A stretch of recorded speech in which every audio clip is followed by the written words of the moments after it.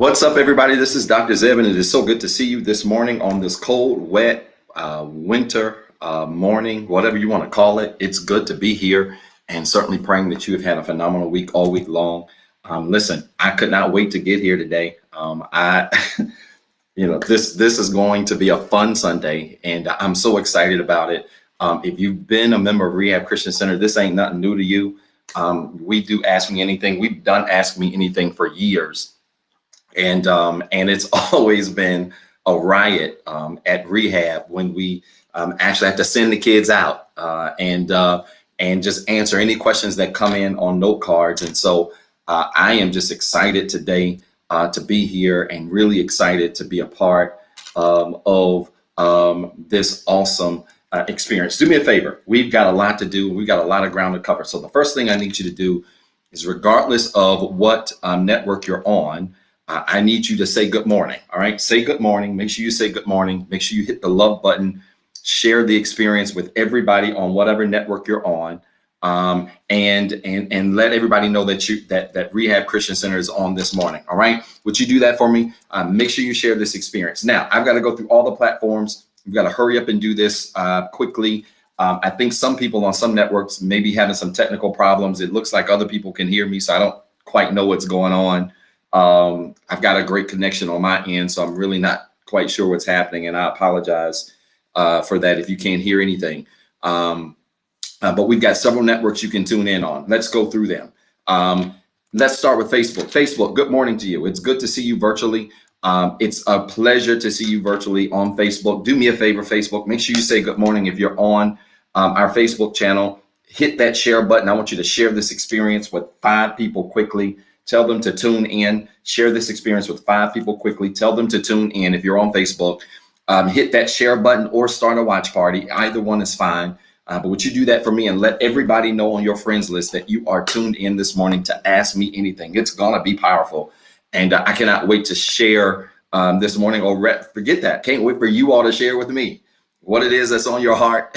And I can't wait to try to give you some kind of answer that is a biblically, spiritually based answer to your questions. And so good morning, Facebook. Make sure you say good morning on that channel. Instagram, good morning to you.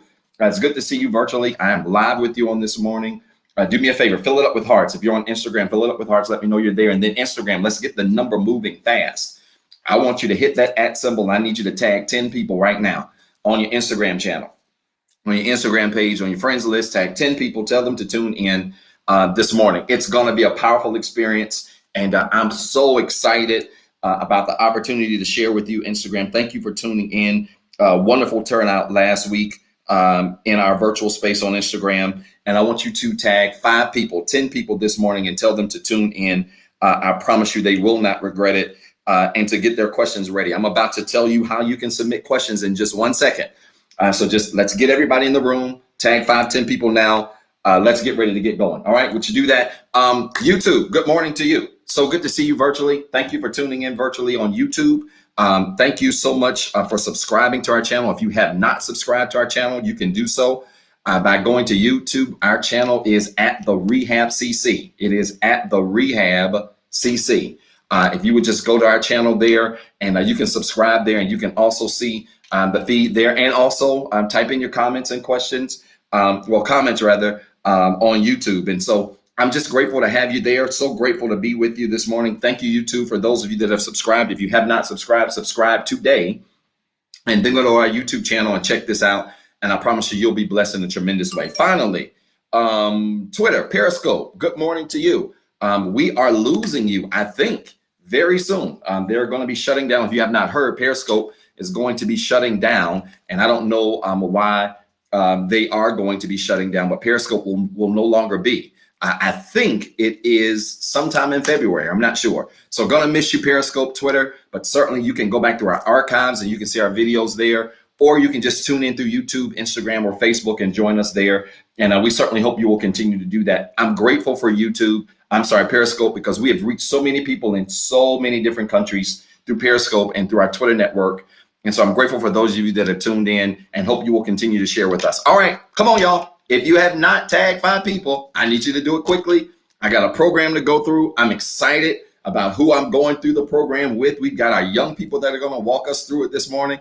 And I'm very excited about that. I'm going to let them do their thing, and then we're going to get right into it. Listen, while our young people are going through the program, this is how you submit your question. And I need you to pay attention. You've got to pay attention and follow instructions. All right. This is how you submit your questions this morning. If you have a question, and I'm going to ask our moderators to put it up as they're moderating the chat areas, because I can't see 4 different chat platforms at the same time. All right. I just can't do it. So this is how you submit your question. To submit your question, I want you to email info@rehabcc.org. And this is important. In the subject line, in all capital letters, I want you to put in the subject line, ask me anything. All right. Don't put your question in the subject line. In the subject line, in all capital letters, I want you to type in, ask me anything. It's important because I've got it set up to where those emails are routed to me so that nobody sees the questions but me. All right. So you can feel free to ask whatever you want to ask. All right. Let me give you those instructions again. You're going to email your question to info@rehabcc.org. And this is important. Don't just say question. If you put in the subject line question, I'm not going to see it. Y'all listen to me. Email your question to info@rehabcc.org. And in the subject line, in all capital letters, I need you to type ask me anything. All right. And then those emails are going to be routed to me.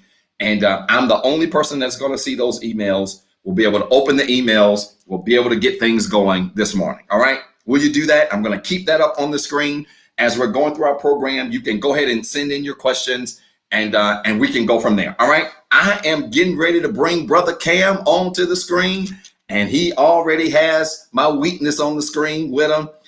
They cheating Pastor this morning because they know how to get Pastor going. Good morning, Brother Cam. Good morning. You doing okay? Yes. I see you got my best friend in front of you. She up looked like she eating breakfast, and she just up and ready to go. How's everything going this week? Good. Good. Brother Cam, tell everybody who you are, tell them what grade you're in, and tell everybody what you like to do for fun. I'm in 5th grade, and I like to play my PS4. You like to play PS4. Well, I tell you, I need to send 4 back over there so y'all can keep them busy for a little while. But I hope you've been having a good week in school. And I'm so incredibly proud of you and your parents and everything that you're doing well. Pastor's going to fade out of the screen so you can go ahead and lead us in prayer, okay? Okay.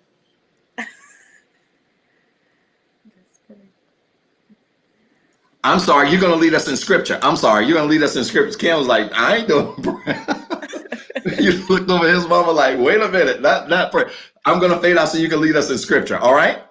Okay. Scripture. I'll be reading Psalm 23. The Lord is my shepherd, I shall not want. He maketh me to lie down in green pastures. He leadeth me beside the still waters. He restoreth my soul. He leadeth me in the paths of righteousness, for his name's sake. Yea, though I walk through the valley of the shadow of death, I will fear no evil, for thou art with me. Thy rod and thy staff, they comfort me. Thou preparest a table before me in the presence of mine enemies. Thou anointest my head with oil, my cup runneth over. Surely goodness and mercy shall follow me all the days of my life, and I will dwell in the house of the Lord forever. Awesome job, Cam. And please forgive Pastor for messing up this morning and putting you on the spot. But I appreciate you, buddy. I hope you have a good day today. Okay. Say thank you. Thank you. You too. Bye. I appreciate it. Bye, girlfriend. Say bye-bye. Oh, Pastor, love you. She like, whatever. She ain't feeling it today, Sister Ashley. I love you guys. Thank y'all so much. Pastor. Thank you so much. Listen, Cam got us off to a great start. Pastor messed up, but Cam got us off to a great start. And so I am grateful for you. I'm grateful for you. Awesome job, Cam, reading the scripture and getting us going. I am looking for Brother Micah. Where's Brother Micah? Y'all get Brother Micah on the line. He's going to lead us in prayer. Get him on the line. And if we don't have him on the line, we're going to get Sister Zaria to come on. And I can't wait to talk with her as well. But I'm excited. Listen, if you have not already done it, I want you to type in the comments now. It's already done. Come on, start typing now. Put it in the comments. It's already done. I don't care what you are believing for. I don't care what it is that you desire in your life. I want you to know today it's already done. It's already happened. God's already moving on your behalf. You have the ability to move those things that you desire into your direction. And I want you to know it's already done today. You don't have to fret. You don't have to worry about it. You don't have to cry about it. You don't have to have anxiety over it. It's already done. God's working some things out for you. He's working some things out in your favor. Come on, type it quickly. It's already done. I want to see you encourage somebody on the line and let them know it's already done. Everything you've been praying for, waiting on, desiring in your life, God's moving it in your direction right now. Come on, I see Brother Micah. He's kind of turned to the side, but we're going to bring him in. Brother Micah, how are you, sir? I'm doing good. Do me a favor. If you're on a phone or whatever, flip it. Flip it because you're looking sideways. Can you flip it? The other way. So turn it 180 degrees and you're almost there. I did. There we go. One more turn. One more turn. Turn it one more time. We are close. We're one turn away. Come on. We're one turn away. Now you're upside down. Oh no. Now you're to the side. We're almost there. Pastor feel like he's doing a Cupid shuffle. All right, there we go. We're there. Good morning, sir. How are you? Doing good. It's good to see you, man. And Pastor's so proud of you. Do me a favor. Tell everybody what your name is. Tell them what grade you're in. I want you to tell everybody how tall you are. And tell everybody what you enjoy to do for fun. Will you tell us that? Yeah. My name is Micah Morgan. I'm 13 years old, and I make good grades. And I don't know how tall I am, actually.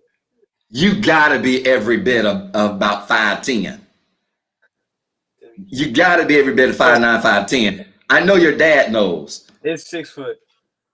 You 6 foot. There, yeah. 13 years old, 6 foot, and a monster on the court. Micah, tell us what you enjoy to do for fun, man. I like playing basketball for fun.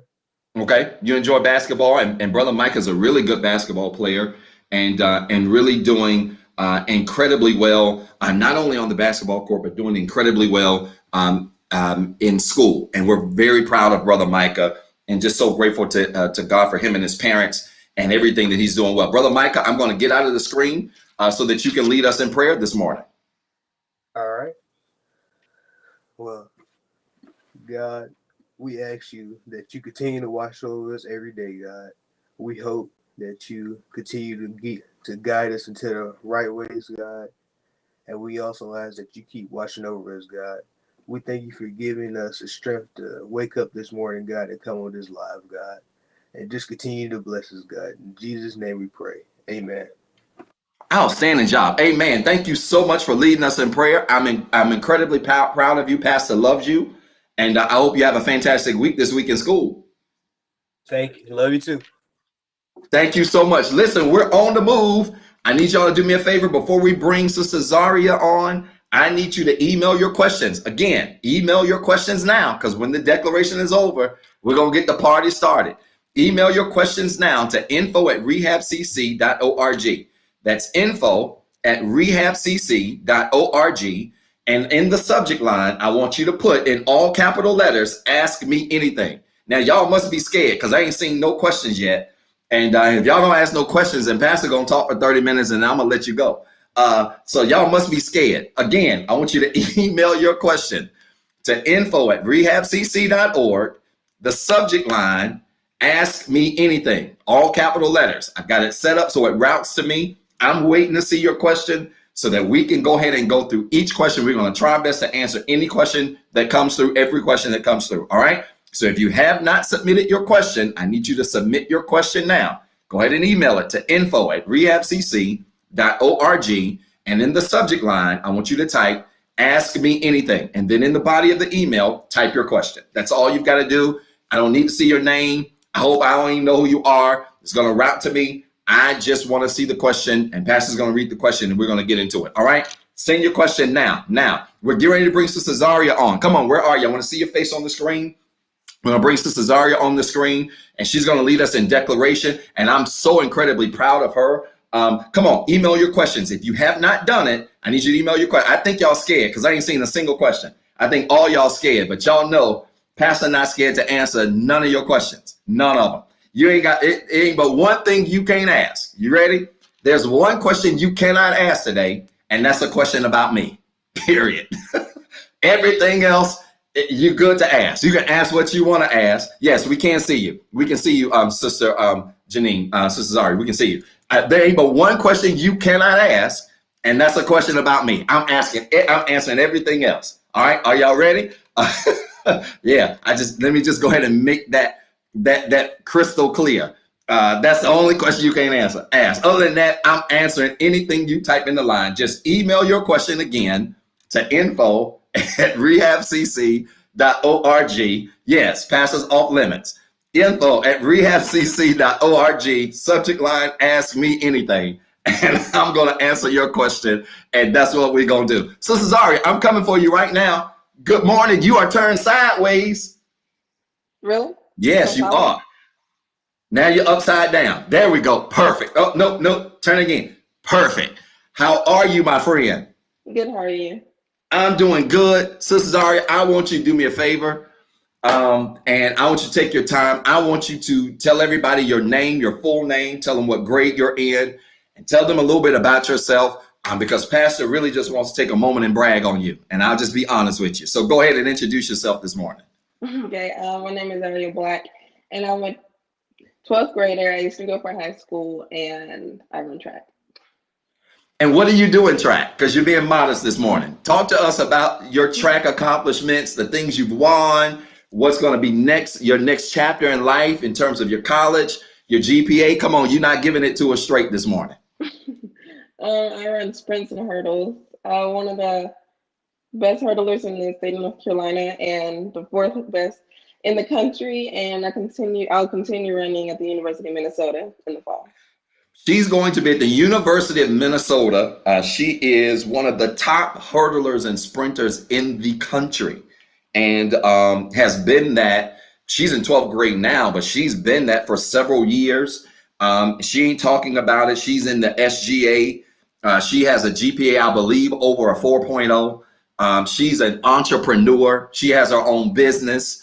What's your IG? Tell us what your IG is. My business page is ZB Fits on Instagram, and I make like anything you want me to make, custom shirts and cups and everything.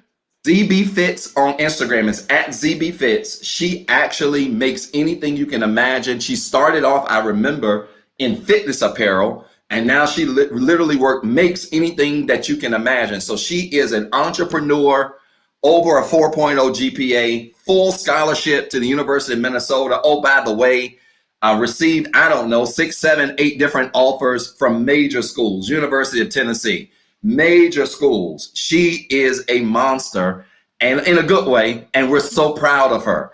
So proud of her. And Pastor's promised you, once I get back to Green Room, I've got several different projects going on now. I'm going to have her highlighted on an entrepreneur show that I'm going to do in a couple of months. But I'm so proud of you, Zaria, and I want you to know that personally in front of everybody. That we're just grateful for everything that you're doing. Proud of your mom as well, and all of the support that she's given to you. And I know you are also for that, but just grateful to you, and I want you to keep up the good work. Thank you. All right, let me find the graphics so we can go ahead and get the declaration up. She's going to lead us in declaration. I'm putting it up right. Where'd he go? Do I start? We declare. Yes, you can start. Oh, okay. We declare that everything that is broken, lost, hurt, or destroyed that belongs to us and has been designed by God is restored. My faith is restored. My joy is restored. My mind is restored. Even my lost time is restored. I am no longer broken. The fact that I'm alive means I have another chance. My faith has restored me. And right now, His love is making me whole.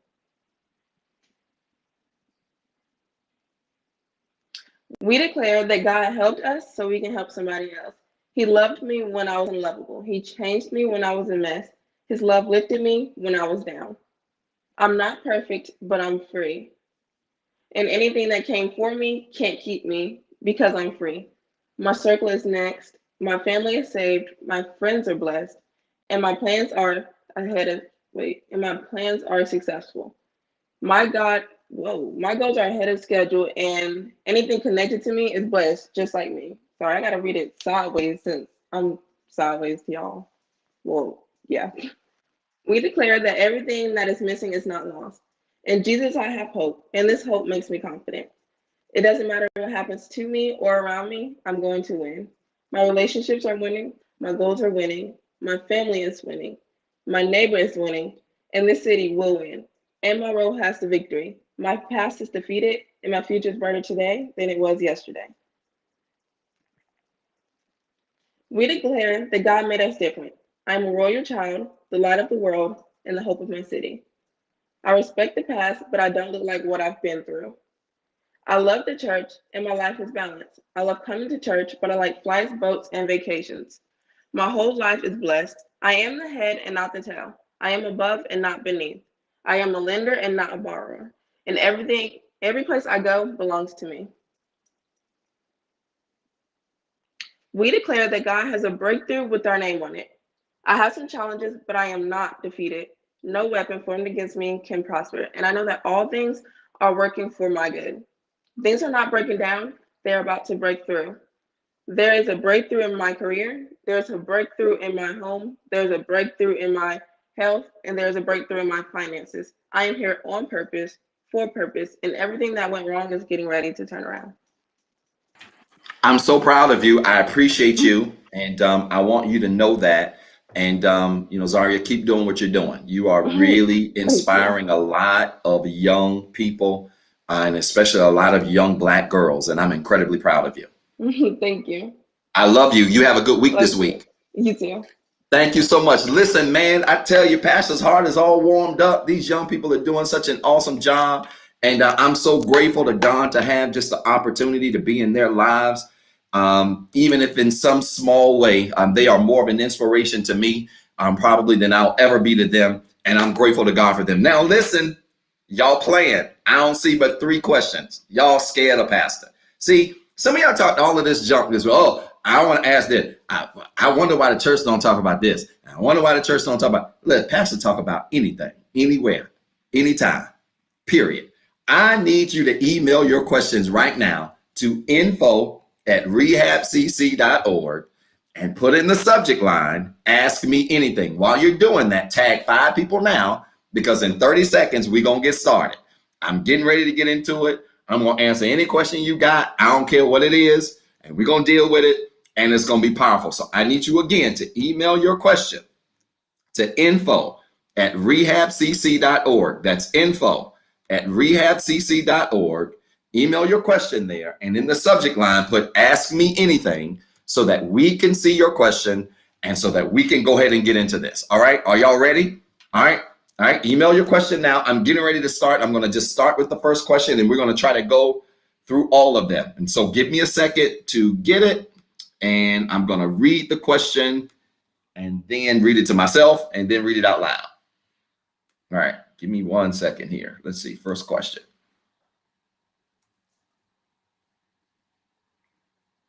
Really good question. All right. First question that I say, really good question, is this. Why is it if God honors marriage and a wife is doing all she knows how to please her husband, God allows the devil to wreak havoc and destroy the marriage? All right. I'm going to read the question again. Why is it if God honors marriage and a wife is doing all she knows how to please her husband, God allows the devil to wreak havoc and destroy the marriage? This is a powerful question. Let me say this. God does honor marriage. He absolutely honors marriage. But here's the problem. People have to make decisions to do right in the situation. It takes 2. So y'all asked for a relationship series in February. I'm going to give you that. But one of the things I want to teach on is a message called It Takes 2. Here's the problem. You can't make grown folk do nothing. I don't care who they are. I don't care where they come from. I don't care how saved they claim to be. I'm going to tell you straight up, whether it's a marriage or just a regular relationship, you cannot make grown people do anything. It is possible to love a person with everything you have, but they not be prepared or capable of loving you back. Are y'all listening to the old man? It's possible to love a person with everything you have, and they just ain't capable of loving you back. That's very possible. And so God doesn't destroy marriages. People destroy marriages. I want to say that y'all listen to me. Listen to me, okay? God don't destroy marriages. People do. Now, there's a lot of different angles I can take here, but I want to go all the way back to something. Before you decide to marry whoever you're going to decide to marry, okay, in your life, let me just say this to you. When you decide to marry whoever you're going to marry, you need to make sure at that moment that both of you are as complete as you can be. And this is important because before you get married, you need to be as complete, you need to be as whole as you can. Because in marriages, in relationships, people change, they adjust, people grow. And the reality is, if you start off whole and you both are growing together, you should be all right. Everything should be okay. You start off whole, you're growing together, everything should be fine. The problem though, and what tends to happen is two people come together either to marry or to be in a relationship, and they don't come together whole. And because they don't come together whole, when growth starts, you inevitably end up in the wrong places. You inevitably end up at the wrong levels, right? So you didn't start off whole. One of you started at 80%, the other of you started at 60%. You started growing, but as you were growing, you never caught up with one another. I don't know if this is making sense. And I'm going to give you an analogy on this that's going to be life-changing. It's going to go up on my YouTube page, which is coming up really soon. It's going to be life-changing. The analogy I'm going to give you on this growth and how we grow together. Because at the end of the day, it's not that really God destroys marriages. He doesn't destroy marriages. People do. People destroy marriages. And I'm going to even take it a step further. I ain't quite so sure the devil destroys marriages. I really believe people destroy the marriages more than the devil does. Now I know because we like to, and I'm not picking on the person who did the question. This is not about picking on you and the way you worded it. Just allow me to be pastor and just really just explain it. We put a lot of things on the devil, frankly, that ain't got nothing to do with him. A lot of the choices we made ain't got nothing to do with the devil. The devil doesn't put you in a position to accept phone numbers. You do that. We attract that into our lives, right? We talk about attraction a lot. The devil doesn't put you in a position to hang out with somebody you ain't got no business. You do. That's a choice that you make. And so oftentimes we put the devil in stuff and say, oh, the devil made me do it. When in reality, many of the decisions that have taken place, whether it's in marriages, relationships, or just life in general, are a result of the things that you wanted to do on your own. Sometimes the best way to get delivered is to admit you wanted to do it. Are you listening to the old man? Sometimes you just need to admit, say, hey, I want to do this. Devil ain't make me do it. This is what I want to do at the time. And I know it wasn't right. This is what I want to do. Because that's where deliverance and that's where freedom starts. And you can't get free until you're honest, right? And so I think it's a powerful question. But again, I want to just say to you that we've got to position ourselves to be less blaming of the devil, breaking up things, anything in our lives, and really learn how to take responsibilities. Now, he honors marriage. God absolutely honors marriage. And the Bible tells us that marriage is not only honorable, but the bed is undefiled, right? We know this. He honors marriage. But hear what I'm saying. Hear what I'm saying. And y'all better hear me good. You can be in a marriage and want a marriage and want it to work. But if only one person is trying, if only one person wants it to work, it'll never work. Did y'all hear what I said? It will never, ever work. It takes two people for a marriage to work. Period. 2 focused people, 2 determined people. That's what it takes. All right. Are y'all with me? I hope that blessed somebody this morning. All right. Let's go to the second question. Good question there. We're off to a good start. Off to a good start. All right. Good. Here come more questions. Here we go. Good questions here. Woo. Good morning. How do you deal with triggers? How do you control your negative thoughts? How do you keep from speaking those negative thoughts and emotions? Powerful question. And I'm doing some writing on this right now. Powerful question. So let me give you the questions again. How do you deal with triggers? How do you control your negative thoughts? How do you keep from speaking those negative emotions and thoughts? Let me go through each question. So number 1, triggers. Triggers are those things that happen in our lives, that happen around us in the course of our day, that then spark an emotion, that then spark a feeling, right? That then spark something out of us. So how do we deal with triggers? Number 1, the first thing you got to do is you can't ignore it. You can't ignore it. Now, I've got to blame my therapist, not blame, I got to credit my therapist. My therapist and I have really good conversations about stuff like this. And I tell you, man, this lady, she about 75, old white lady, got a little accent on her. And she is just, imagine a blonde Judge Judy. Like she shoots it straight from the hip. And we talk a lot about triggers and emotional triggers. And one of the things she taught me is, she said, Zeb, when a trigger, something happens in your life that triggers an emotion or triggers a thought or triggers something from the past, the worst thing you can do is ignore it. Because when you ignore it and act like it ain't there, what happens? It grows larger. It grows bigger. It grows stronger, right? So you cannot ignore the trigger. That's number 1, okay? So the first thing you can't do, the first thing you need to do is you don't ignore it. The second thing you need to do is this. The second thing you need to do is, as you are not ignoring it or you are recognizing the trigger, you need to take a moment, 30 seconds, 60 seconds, to let the trigger, let the emotions that come with the trigger run its course. See, this is why people snap and go crazy. I'm gonna help you.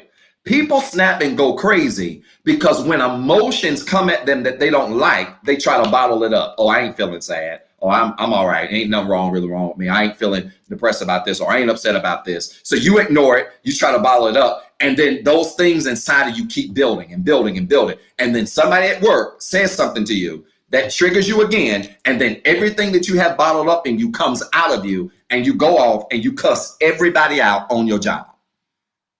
So you can't ignore it. You can't let it bottle up. You can't let it sit. Let the trigger, let the emotions that come with the trigger, this is step 2, run its course. And again, I ain't talking run its course all day, which means you don't need to take 8 hours and be sitting there with the emotions. I'm not saying that. I'm literally saying 30 to 60 seconds. And I'm writing about this, and you're gonna be able to read more about this really soon. Take 30 to 60 seconds and let the emotions run their course. In fact, I believe this. Smart people do this. Research says this. Us smart folks, talk to yourself. It's okay to say things like, sadness, I see you. I know you're there. I know why you're here. I know what happened in the past. I understand that you're here. I'm going to go ahead and give you your 30 seconds and just sit there. Literally talk to yourself. Talk to the emotion.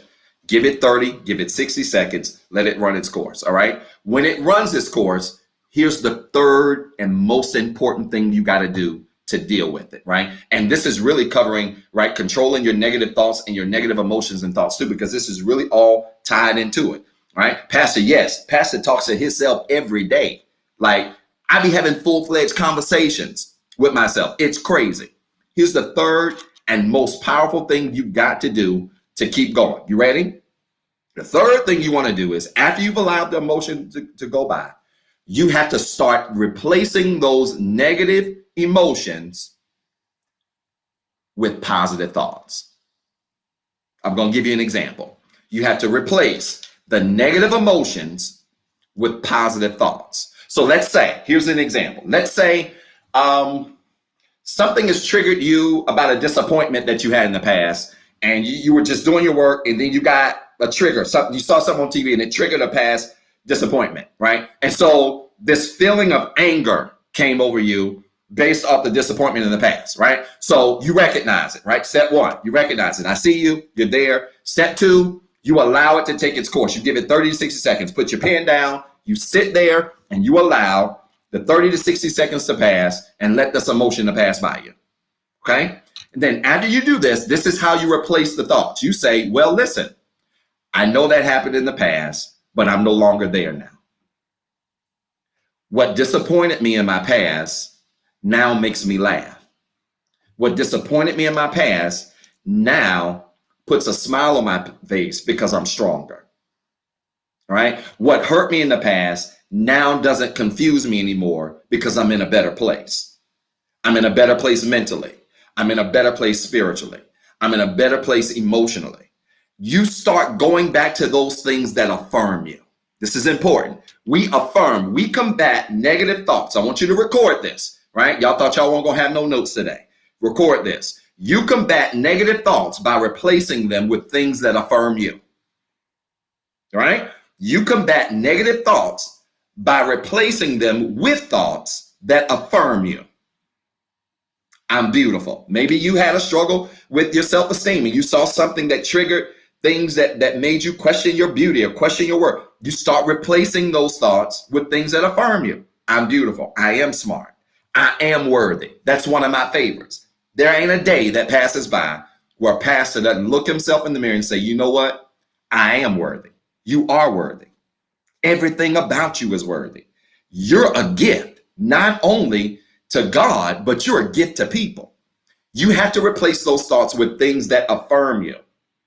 When you do that, then you're going to start to see the tide slowly change, right? Now, I can't guarantee you that negative thoughts won't come. Negative thoughts will come. But here's how you begin to see less of them over time. You begin to see less negative thoughts over time as you begin to spend more time affirming yourself.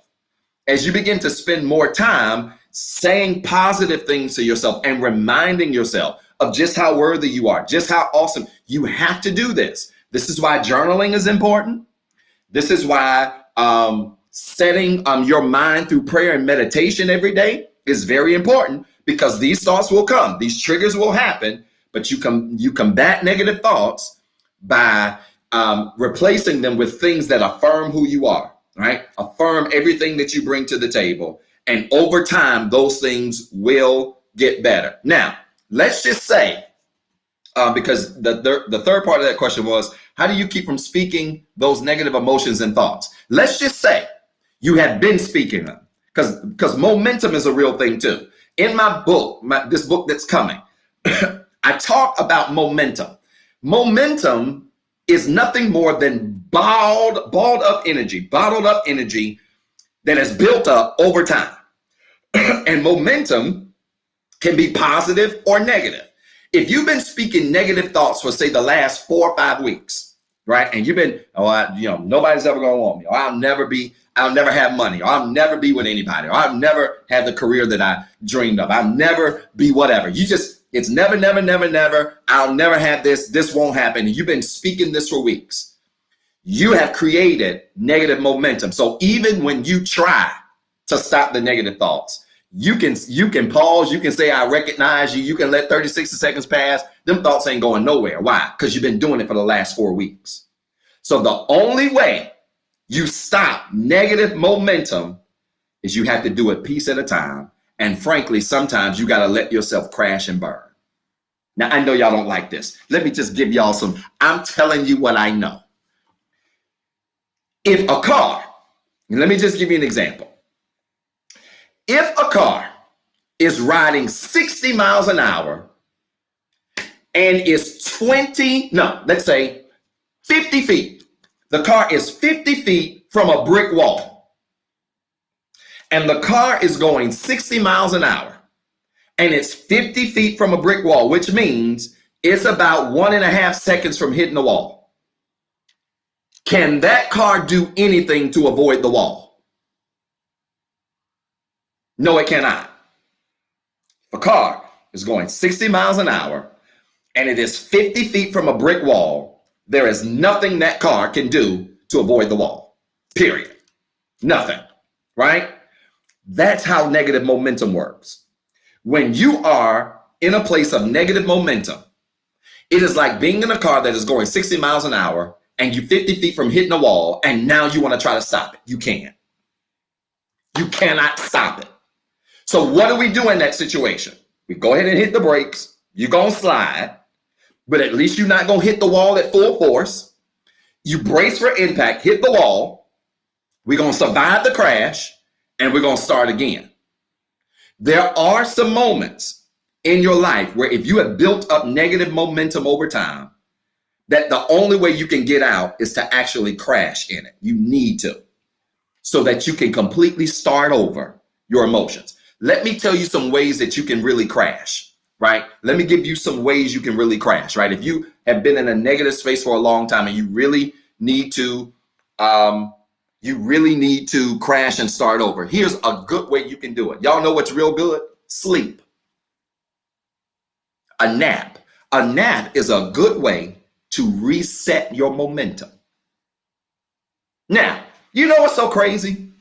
In this world, we are, and especially in our country, we are dealing with mental health challenges in record proportions, right? You got COVID going on. People are mentally challenged in a lot of different ways. But you know what has really bothered me? Remember when you were in kindergarten and you used to be able to take naps? Remember how you would have recess in kindergarten and you would be playing all day, you would have lunch, and then right after lunch, they would be like, okay, it's nap time. And everybody got to take a 30-minute nap in pre-K kindergarten. You know what made those naps so powerful as a kid? When you were grumpy, when you were moody, you ain't want nobody to play with your toys, you just got in a fight with another kid, you was on edge, or maybe you ate your food and you had all kinds of, you know what that nap did? That nap reset your momentum. That nap just pressed the reset button and gave you a chance to start over. I don't know why we cut out naps in our 9 to 5s, but let me give y'all an idea that might make you a millionaire. Somebody need to figure out a way where naps can be incorporated into our daily work on your 9 to 5 jobs, whether it's corporate America, regardless of what industry you work in. Because I'm here to tell you, sometimes the best way to reset negative energy is go take you a 30-minute nap. Because momentum has to stop when you're sleeping. There is no emotion rolling. All emotion, all momentum stops when you are asleep. Take a nap. Now, I got some friends who are nap kings and queens. Pastor struggles to take naps because, I be having so much going on sometimes that even when I want to try to sleep, I can't even sleep thinking about what I got going on. So I wish I could do it. But I know some people right now that can take a 15-minute nap as soon as you say 1, 2, 3, go. Like they can go for it. And I admire you people. Take a nap. Get you some sleep. Get better rest at night. Those things all really work together to help to reset your emotions and put you in a position where you can stop the train of negative momentum of thinking negative things. All right. I hope that helped. All right. I hope that question helped. All right. Good.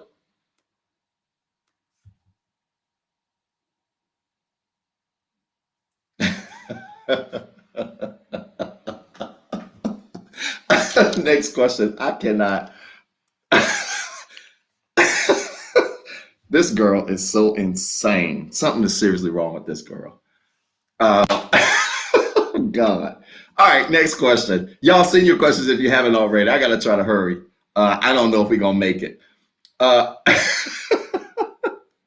Here's the next question. Cover the kids' ears. I meant to say this. This program might not always be rated G because sometimes we get questions. And if you've been through this with us at Rehab, then you know that I answer everything. I don't care what you ask me. It just might make Pastor chuckle a little bit because Pastor's a clown. He's a nerd. He's a nerd, but he's a clown.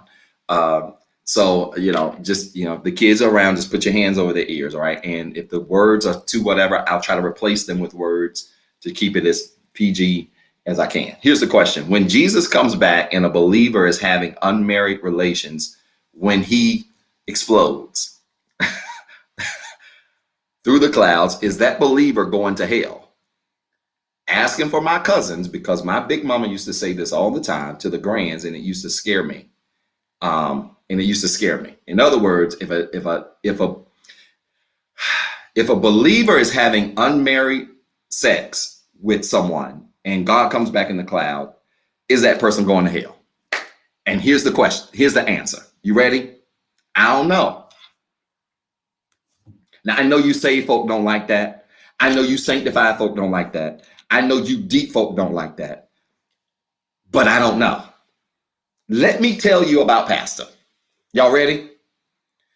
Pastor is very hesitant to let you know if people going to heaven or hell. Now, this is going to be offensive. It's going to be offensive, but we see this at funerals a lot. I'm serious. Y'all bear with me. We see this at funerals a lot. Memorial services. Let me help you. Y'all better get out of the habit of worrying about if people made it to heaven or hell. Now, I know y'all not going to like this, but let me give you an example. There was a man by the name of Jesus that was on a cross, and he was surrounded by two thieves. These thieves were right up there with him.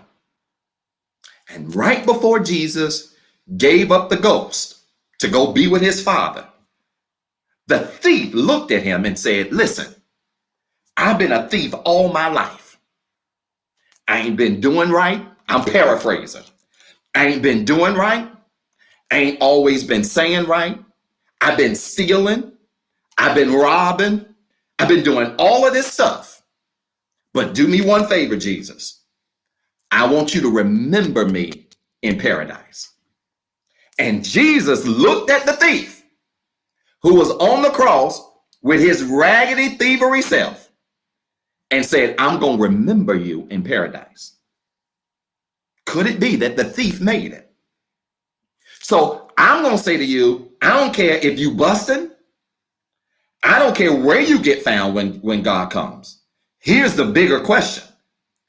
Who has the final say of where you go? It ain't pastor. It ain't your grandma. It ain't your cousins. It ain't the bishop in your family. It ain't none of them. The only one that's got the final say concerning where you go is God. And this is why when I preach funerals, when I do memorial, and it's so common to say, oh, Daddy, I'm going to see you when we're heaven. And Grandma, I'm going to see you when I get up there. Listen, my thing is, hey, Grandma, I know you lived a great life.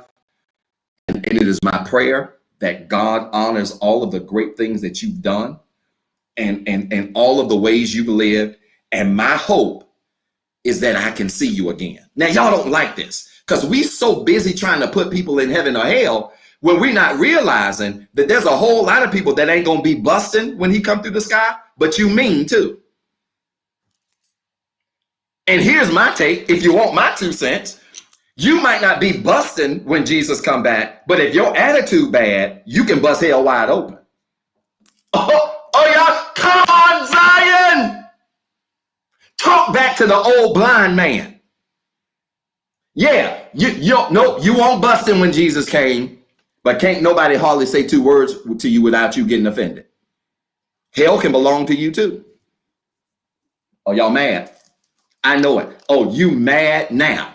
Mm-hmm. No, you won't busting. You got a chastity belt. That thing ain't been touched in 30 years. You ain't busting when Jesus come back, but you sometiming. You inconsistent.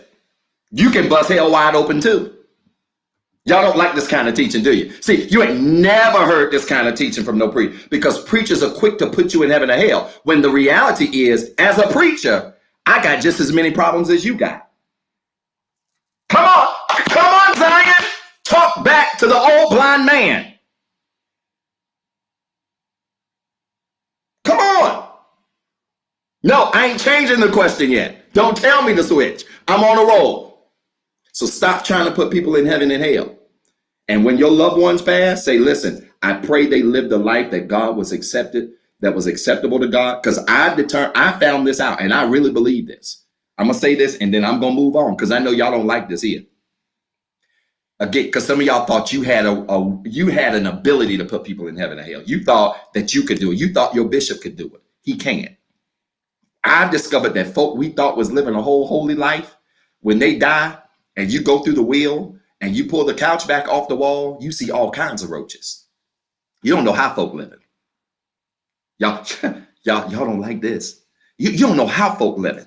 All you can do is hope and pray that they gave God their very best and that you will see them again when you pass. That's it. Because I've discovered that most of the people, and go back to the thief on the cross, and this is all the proof I need. The thief on the cross is all the proof that I need to know this, that most of the people you think, most of the people, and I'm not speaking that into existence, Sister Trina, I promise, I'm just past just being a clown. Most of the people you think won't make it, gonna make it. See the thief on the cross. Most of the people y'all think ain't gonna make it to heaven, gonna make it to heaven. Watch this. And a lot of people y'all think gonna make it, you think they're a shoe-in, they gonna struggle. They're gonna struggle. So stop automatically thinking folks gonna go in. My prayer is that if you having unmarried relations and you didn't bust it a few times, my prayer, if he don't come back while that's happening, let me tell you why he hasn't, because he's giving you time to get it together. Now this ought to make you shout. Aren't you glad God didn't come back during all the times you was doing what you was doing, and he gave you another chance to get you together? Somebody ought to be shouting right now. Huh? Somebody ought to be praising God right now for all the times he didn't come back when he could have come back in the middle of what you was doing. We serve a good God. All right. Y'all, I told you I was going to answer. I don't care what it is. Let's go to the next question. I got to hurry. Is this blessing anybody? If it is, fill it up with hearts. Let me know if it's blessing you. I want to know it's blessing you, because I tell you, I pass this on the roll now. Ooh, good question. Good question. Good question. Good question. Good question. The next question is this. How do you handle your own struggles when you hold a high office in the church? Most people expect you to have it all together, but privately you struggle with you. This is a powerful question. It's a powerful question. How do you handle your own struggles when you hold a high office in church? Because most people expect you to have it all together, but privately you struggle with you. This is a powerful question. Let me give you a very honest answer. The way you deal with that, number one, it's through accountability. I don't care who you are. I don't care what your title is, preacher, deacon, bishop, apostle, pope. We got popes walking around here. We got cardinals walking around here. We got archbishops walking around here. Pentecostal archbishops. Let me shut up before I get in trouble. We got all of this stuff walking around here. I don't care what your title is. Can I say this to you? Every title needs somebody to be accountable to. The number one way you deal with those issues is through accountability. And when I say accountability, I don't mean accountability through condemnation. I mean accountability through somebody that you can talk to, that you can be honest about your struggles, your issues with, even while you're in your office, who can give you biblical, sound, spiritual advice to help you through it. Listen, I'm the pastor of a church, but even I answer to somebody. My father, and I don't know if he's on the line today, my father is my pastor. I grew up in his church. It's the only church that I've been in all my life until I started rehab. But my father is my covering. It is so critical that even pastors have coverings. It's important. There is nothing. And again, I don't know if he's on the line, but there is nothing, and I mean absolutely nothing, I cannot talk to my father about. Nothing. There is no topic, no struggle, no nothing I can't talk to my daddy about. And it ought to be that way. I don't care who you are. Everybody ought to have a covering. So number one, you deal with it through accountability to a covering. And see, the problem, and I doubt this is with this person who wrote this question, because I really sense I really sense the sincerity in this question. I sense it. So I doubt this is the case with this person. I bet this person has a covering. I bet you do. And if you do, I want you to get to your covering. And really, if you don't have a strong relationship or feel like you have a strong relationship where you can have that conversation, I want you to give it a try. Because what I've discovered about most good coverings understand that they're in the business to cover you until you get stronger. What does a covering do? A covering protects you until you can get yourself together under the cover. I did this analogy at rehab about a year or so ago, where I had some people lay on the stage and I put a sheet over it. And a covering does just that. You don't know what's under the sheet when you're covered. So people who desire to cover you, their job normally, or their desire normally, is not to embarrass you. Now, listen, if your covering is trying to embarrass you, you ain't got a covering. You got a clown. Because coverings don't embarrass. Coverings cover. There is a time, I'm about to get in trouble, and a place for everything. If you're covering, know you got an issue, and they call you out in front of the church and say, hey, come here, such, brother such. Brother such, I saw brother such the other day smoking a cigarette, and brother such is a deacon in this church, and I can't believe brother such was smoking a cigarette, but I'm calling you out right now because the Bible say that we ought to confront our brothers and sisters. Hogwash. That ain't no covering, that's a circus. The key element to covering people is loving them. You can't cover nobody you don't love. You can't do it, right? So you need to get with your covering, have that conversation so you can be held accountable. That's number one. Number two, don't question your calling because of your struggle. God, I feel like screaming. Somebody needs to hear this. I want you to type it in the comments. Don't question your calling because of your struggle. Why y'all not typing? Why I don't see hearts on the screen? Don't question your calling because of your struggle. See, what we tend to do is we begin to question if God really got us, if we really got gifts, if we really have been called, because we got. Let me tell you what I know. Some of the most anointed people I know have some lethal struggles.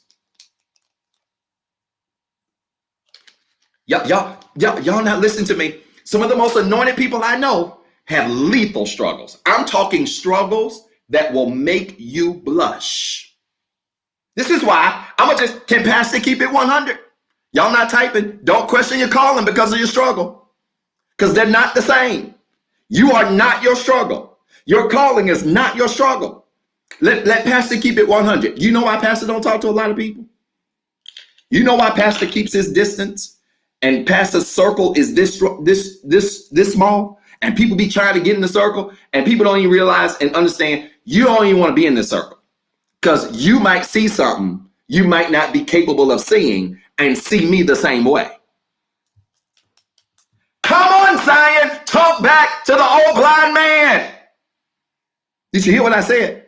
See, some of y'all are so quick to want to be close to anointed people and close to gifted people. But what you discover is when you get close to them, not only do you see their gift alive and in living color, you also see the struggle. And most people can't see your struggle and see your gift at the same time. Which is why I keep my distance. Pastor's anointed. Pastor got a whole lot of juice. He's anointed for real. I think y'all know this by now. Pastor's anointed. But let me tell you something. With every ounce of anointing I got, Pastor got some challenges too. And most of you could not see my challenges and still respect my anointing. Watch this. If you want to know who belongs in your life and you're anointed, the people who belong in your life, if you're anointed, are the people who see your anointing, who know your struggles, and don't see your anointing any differently. I feel like getting out this seat and running around this house. If you want to know who belongs in your life, it is the people who can see your gifts and see your struggles and not judge your gift because they know your struggles. If you want to know who belongs in your life, it is the people who know your talents, who know your abilities, but they also know your challenges. They know your weaknesses, And they don't minimize your gifts because they know your weaknesses. Because those are the people who see you not for where you are, but see you where you've been called to be. Good God, let me move on. Did that answer your question? Whoever that person was, I hope it did. All right, but don't give up on your gifts. It is okay if you don't have it all together. It's not for the people you serve to know. It's for the people you are accountable to have an understanding of, so that they can help you, they can pray with you, pray through with you, so that you can be the best version of you possibly can. And if you got a good covering, they ain't gonna embarrass you. They're gonna cover. They might chastise you. They might correct you. Because we tend to be on the opposites. Well, the pastor said don't embarrass you. Yeah, they may not embarrass you, but you might get laid out in private. I'm privileged to cover some people at my church, and they'll tell you, we have very candid private conversations. I don't lay them out over the microphone or over the pulpit. That ain't keeping it real. That's spiritual abuse. Did you hear what the old man said? When you lay people out over the microphone, you are abusing them. That's abuse. I can smile at you over that mic, preach to you, and then when we get in private, deal with you and deal with whatever it is we're dealing with, and have candid conversations with you to make sure that you grow and mature. There is a time and a place for everything. All right, let me move on. Ooh, this is getting good to me. Let me see. Do I have any more questions? Okay, I got a few more questions. I ain't got but like 4 more questions. Y'all scared. Like y'all scared to ask questions. I just don't understand it. Here comes another question. Yeah.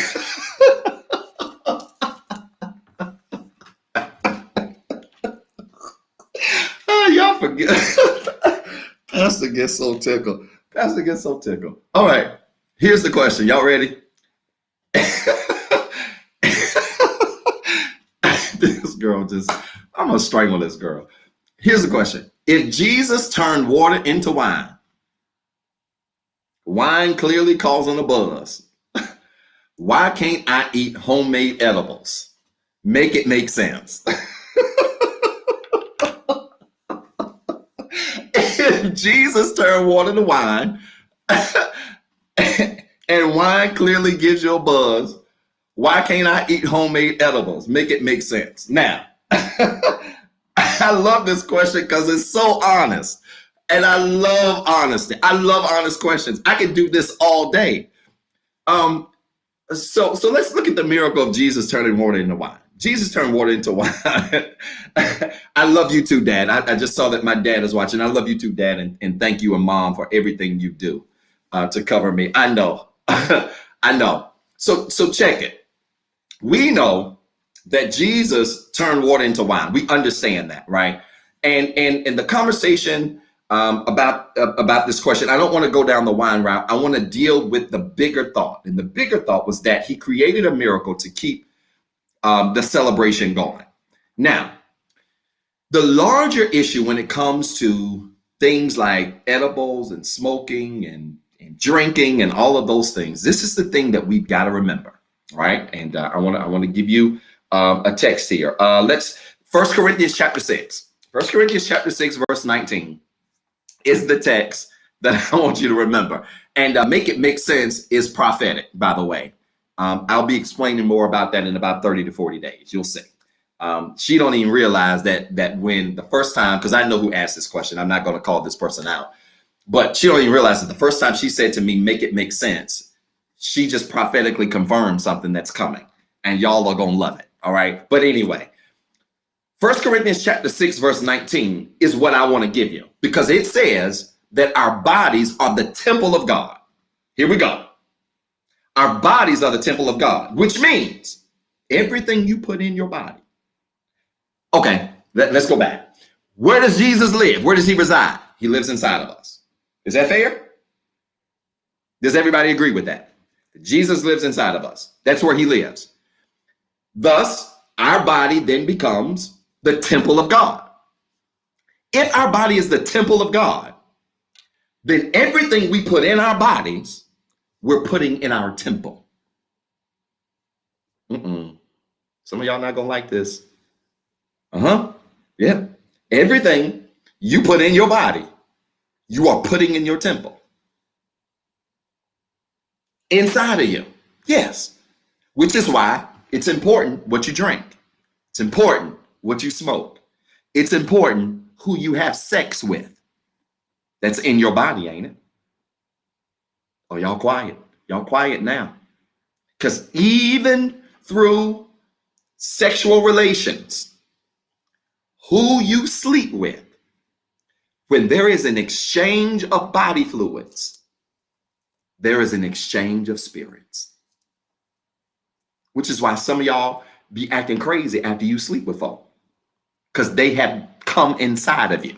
And I mean that literally.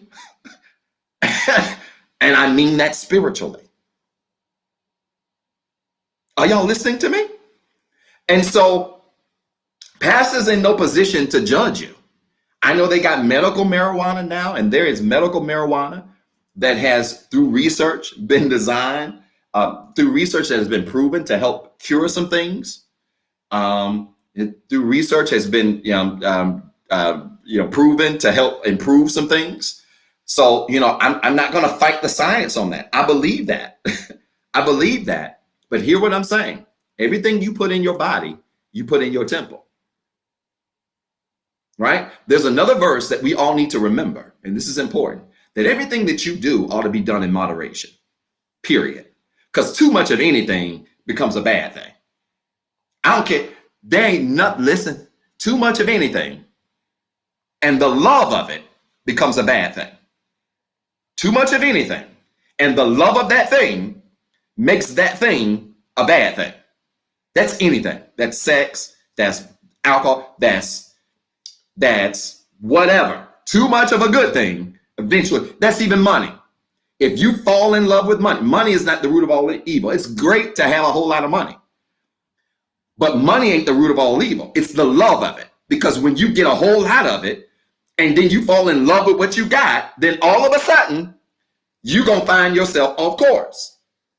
Right? So I'm just saying to all of you, you need to guard what you put in your temple. This is important. Guard. I know y'all didn't like this answer. I know it. I feel it. I feel the tension raising up on my sweater. Y'all didn't like this answer, but I'm shooting it to you straight. You need to guard what's on your temple, what goes in your temple, because when you do, you are going to make better decisions about what it is that you engage in and what it is that you allow to come inside of you. And when you do, then you position yourself not to have so much inner confusion. Oh, should I do this? Should I go here? Should I be with this person? Should I do this? Should I engage in this? You're going to have so much tension there when you really think about the temple of God that lives inside of you. Is that making sense? Is that making sense? All right. Good. Let's keep going. Thank you so much, Mario. I'm glad you enjoyed the book. And what's up to my people from the Way Church? It's good to see you. Thank you so much for tuning in, and I appreciate that. Wow, how powerful is that? Thank you so much. And please tell everybody at the Way I said what's up. I can't wait to see you guys again. Look at this. Great question. Next question. How do you overcome church hurt? Next question. How do you overcome church hurt? Here's the answer. You overcome church hurt by realizing that everybody in the church is crazy. Did y'all hear what I said? You overcome church hurt. Oh, I'm coming for white meat right now. White meat alert. So go ahead and guard your grills because I'm swinging. You overcome church hurt by realizing that everybody that go to church, including you, is crazy. Y'all didn't like that answer, did you? Pastor, they did this to me. And Pastor, they made me feel this kind of way. And Pastor, I never go back to church because when I went, they was talking about me. And when I went, they did this to me. But guess what? You went. And them people in your church ain't no different than you. Y'all we all crazy. And the minute church cease to be for crazy people is the minute we'll shut the whole church down. Y'all don't like this? Come on, Zion. Talk back to the old blind man. The minute you realize that everybody in church is crazy and that church is for crazy people, then you welcome all of them crazy people, including yourself, into the church. And when they do stuff, guess what? You don't call it church hurt. You call it hurt from people that are in a place where they need to be. Y'all don't like the way I'm teaching. Everybody, okay, I'm not going to talk about y'all church because y'all ain't got crazy people at y'all church. Let me talk about the Rehab Christian Center. The Rehab Christian Center got some certified idiots there. I'm going to get in trouble. My phone, my daddy, now I'm about to get in trouble with my dad. Boy, don't call your members idiots. I'm not calling y'all idiots as in your bad people. I'm calling you idiots in terms of crazy. Y'all crazy. I said it. Crazy. Absolute. I know, because I've been in counseling sessions with you. I know you crazy. Rehab got some. My church ain't called Rehab for a reason. When you come there, you coming to get rehabbed. And guess what? I can call you a certified idiot because guess who your pastor is? A certified crazy man. Oh, come on, Zion. See, we talk about just the members crazy. No, the pastor's crazy too. The minute your church has no crazy people is the minute you ought to pray and say, God, take us all to heaven. Send the rapture now because I'm surrounded by 100 perfect people and it's time for us to go. No, y'all crazy. Rehab, I'm talking about you. And if you don't like it, I'm sorry. Pray for pastor. But I meant what I said. You crazy. Members at my church is crazy. And the reason that I know they're crazy is because the main one is crazy. We all crazy. So when you get hurt in church, you didn't get hurt by somebody that's perfect. You got hurt by somebody who is in a place where they need to be so they can be better. Church ain't for perfect people, period. And when you come to accept that, you stop putting people on a pedestal because they go to church. I said what I said and I meant it. I'm going to say it again. When you realize that church is for crazy people, you stop putting people on a pedestal because they go to church. Because I'm going to keep it 100 with you. There's a whole lot of people in my life that don't go to church nowhere. And they some of the nicest people you'll ever meet. And there's a whole lot of people in my life that go to church everywhere. And they some of the rudest and the nastiest people you'll ever meet. Coming to church don't make you nice. Let me give y'all some time to let that marinate. Coming to church wearing a long skirt with cotton stockings and no makeup don't make you nice. It does not make you nice. Don't make you saved. It don't make you sweet. It don't make you bearable. It don't make your attitude pleasant. It don't make you none of that. So y'all better stop putting folk on a pedestal because they go to church. Now, does that mean I don't want you to go to church nowhere? The pastor's not saying that. Just stop being extreme with pastor. You need to find you a church. But hear what I'm saying. Stop putting folks on a pedestal because they go to church. Because when you do, and then they offend you, you blame the church instead of blaming the people who offended you. The church didn't hurt you. See, the question is really the answer. When people say, oh, I got church hurt. How do I deal with church hurt? I already know you don't understand what the church is for. Because when you blame the church for what people do, you don't understand what the church is. Upon this rock, I built my church. The church is bigger than a person. The church didn't hurt you. People did. I want y'all to put in the comments right now. The church ain't ever hurt me. People did. Come on. I'm giving you a chance to get free. I don't know. Somebody need to hear this. The church didn't hurt me. People did. Why y'all not talking? Come on. Type to the old blind man. The church didn't hurt me. People did. And when you realize that, you stop blaming the church for what Negroes do. So that's how you get over church hurt. It's real easy for me. That's one of the easiest questions I've seen today. You get over church hurt by realizing that the church don't hurt you. People do. And they crazy. And they come to church. They crazy just like you. They come to church just like you because they need to be changed just like you need to be changed. They need to be healed just like you need to be healed. They need to be delivered just like you need to be delivered. And we're going to all come to church on Sunday, on Tuesday. We're going to all come to church and we're going to sit in here with our crazy selves. And we're going to all try to get better every week so that we can stop hurting each other and we can be the best version of who we can be. That's what church is for. Which is why I don't run crazy people off of my church. They may leave. I don't run crazy people off of my church. You need to be here. And I can preach to you in your craziness. Now, I'm not going to let your craziness be my craziness. And that's a different conversation, because you're going to be crazy. I'm going to let you be crazy by yourself. You can be crazy over there in that corner somewhere. I'm not about to be crazy with you. But please continue to come to church, because you need to hear the word so that God can use the word to deal with some of your craziness. So the church ain't hurt you. People did. Y'all got to stop with this church hurt stuff. Stop it. And I know people, and it's so convenient for people to say, I don't go to church because church hurt. That's so easy to say. And that's just because people just don't get it. You don't get it. You think church makes you, when you walk through the door, there's a switch that goes on and you become magically perfect. No. If you was crazy, but when you woke up in the morning and put your clothes on and took your shower and put your clothes on, got in the car and was driving down the highway to church, if you was crazy, from that moment to the moment you pulled in the lot, you crazy when you walk in the door. The craziness doesn't cut off. You still crazy. You still off. Period. The church doesn't make you not crazy when you walk through the door.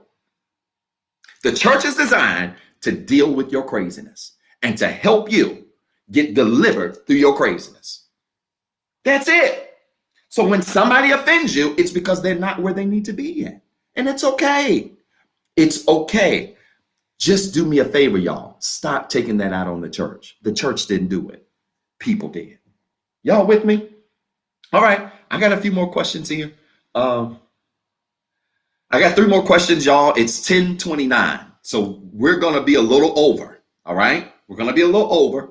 But if y'all will bear with me, I'm going to try to get through these 3 more questions. Last 3 questions. It looks like I'm not going to get any more. Y'all took it easy. I mean, this was easy. Like I wanted some hard questions. Y'all ain't gave me no hard questions. This was easy today, but I guess y'all was scared, or maybe y'all sleeping in because it's rain outside.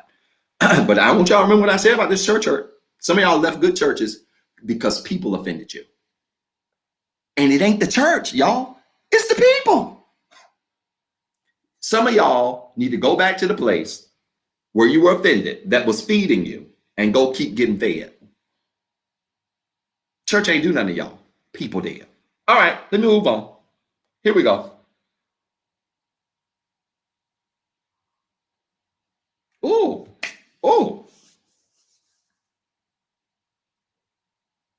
This is a really good question. Look at this. I have a couple of friends that are battling with believing in Jesus. Like they believe in God and feel like they don't need to talk to Jesus. I tell them they have to go through the Son to get to his Father. I don't want to stop being friends, but I can't be around others who don't believe like me. This is really good. So how do I introduce them to Jesus? Like I tell them my experience and I'm, the praying friend. I'm okay with that, but they missing out on his goodness. This is so powerful. So I love this. Number one. Here's the number one thing. Yes, you can be friends with people who don't believe like you. I know the apostolic bishops, the Pentecostal bishops, y'all, I'm just going to get crucified after the day. Because I just said to y'all that y'all can be friends with people who don't believe like you. If you are a believer, you can't have friends in your life who don't believe like you. Listen, I got friends that's Baptist, Catholic, atheist. I have atheist friends. I have friends right now who believe that God is a she. I got all kinds of friends. My friends help to stretch me and grow me.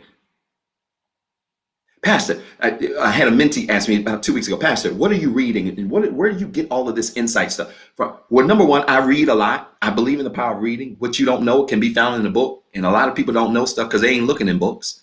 So I read a lot. You can ask my kids, they'll tell you. I've got a stack of books just sitting on my dresser and I've been going through them.